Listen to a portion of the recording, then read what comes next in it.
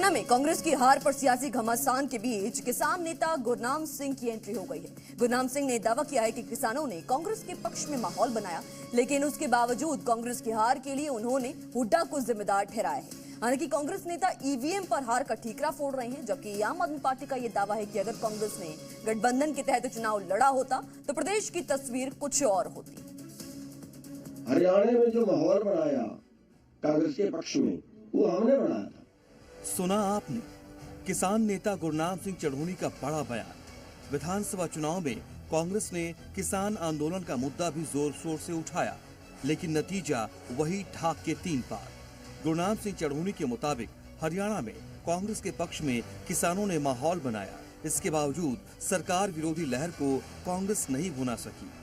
चढ़ूनी ने कांग्रेस की हार के लिए हुड्डा को जिम्मेदार बताया और कांग्रेस आलाकमान से भूपेंद्र सिंह हुड्डा को विपक्ष का नेता नहीं बनाने की सलाह दी। मैं ये मानता हूँ कि जो भूपेंद्र हुड्डा है वो अति बुद्धिहीन है। हरियाणा में जो माहौल बनाया कांग्रेस के पक्ष में, वो हमने बनाया था, वो किसान वर्ग ने बनाया था। किसान चलो मेरे को नहीं दी थी, दूसरे 2 किसान लीडरों को दे देता। कम से कम लोगों के अंदर ये तो जाता कि हाँ अब किसानों का कौन है जी, बीजेपी। वैसे किसानों की दुश्मन कांग्रेस नजदीक नहीं लगाती, फिर कहाँ जाएंगे ये। मैं आपके माध्यम से कहना चाहता हूँ कांग्रेस हाईकमान को कि अब भी जो विपक्ष का नेता बनाना है वो भूपेंद्र हुड्डा को ना बनाए, क्योंकि पिछले 10 सालों में भूपेंद्र हुड्डा ने विपक्ष की भूमिका नहीं निभाई। किसान यूनियन ने विपक्ष की भूमिका निभाई थी, भूपेंद्र हुड्डा ने विपक्ष की भूमिका नहीं निभाई। और अगर आगे भी ऐसा रहा तो फिर आगे भी मत उम्मीद करना कि कांग्रेस का राज आएगा। हरियाणा में कांग्रेस कभी ईवीएम तो कभी बीजेपी पर हार का ठीकरा फोड़ रही है। कांग्रेस नेताओं ने न कभी कल्पना की थी और न ही कभी सपने में भी सोचा था कि हरियाणा में पार्टी फिर सत्ता से बाहर होगी। कांग्रेस सांसद दीपेंद्र हुड्डा ने बीजेपी पर छल कपट से चुनाव जीतने का आरोप लगाया, साथ ही चुनाव आयोग को ही कटघरे में खड़ा कर दिया। सबको अचंभित करने वाले नतीजे हैं, अप्रत्याशित नतीजे हैं और इसका हम गहराई से विश्लेषण कर रहे हैं।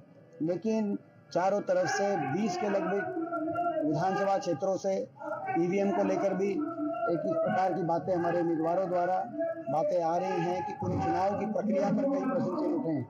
और हमने कांग्रेस पार्टी ने चुनाव आयोग के पास पहुंचकर चुनाव की इस प्रक्रिया को लेकर जो प्रश्न उठे हैं वो हमने सबके सामने रखे हैं, चुनाव आयोग के आगे रखे हैं। उनके क्या जवाब मिलता है उसका हम इंतजार कर रहे हैं। हालांकि आम आदमी पार्टी के मुताबिक कांग्रेस को गठबंधन के तहत चुनाव नहीं लड़ना महंगा पड़ा और अगर कांग्रेस इंडिया गठबंधन के तहत चुनाव लड़ती तो प्रदेश में परिवर्तन तय था। सुशील गुप्ता ने दावा किया कि आप ही बीजेपी को हरियाणा से बाहर का रास्ता दिखाएगी। अगर इंडिया गठबंधन यहाँ पे गठबंधन के तहत लड़ता तो निश्चित तौर पे सरकार बदलती, भारतीय जनता पार्टी की विदाई होती।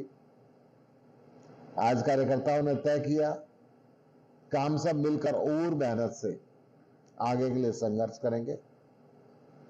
कार्यकर्ताओं का ये भी कहना था कि अब हरियाणा के अंदर भारतीय जनता पार्टी को आम आदमी पार्टी ही भगाएगी।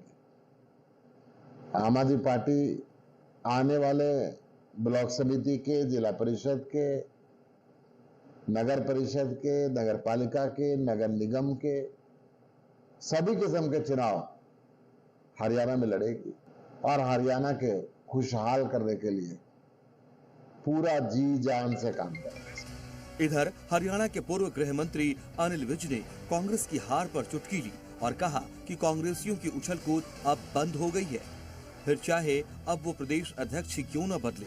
अनिल विज ने सैलजा के बहाने हुड्डा पिता पुत्र पर भी प्रहार किया। अब जो करना करें वो उनकी पार्टी का मामला, किसी को बदले किसी को ना बदले, और जो उछल रहे थे उनकी उछल कूद तो बंद हो गई। कुल मिलाकर हरियाणा की सत्ता में वापसी के लिए कांग्रेस को एड़ी चोटी का जोर लगाना होगा। हार पर न सिर्फ मंथन और विश्लेषण की जरूरत है, बल्कि पार्टी में जान फूंकने के लिए संगठन को नए सिरे से तैयार भी करना होगा। ब्यूरो रिपोर्ट, जी मीडिया।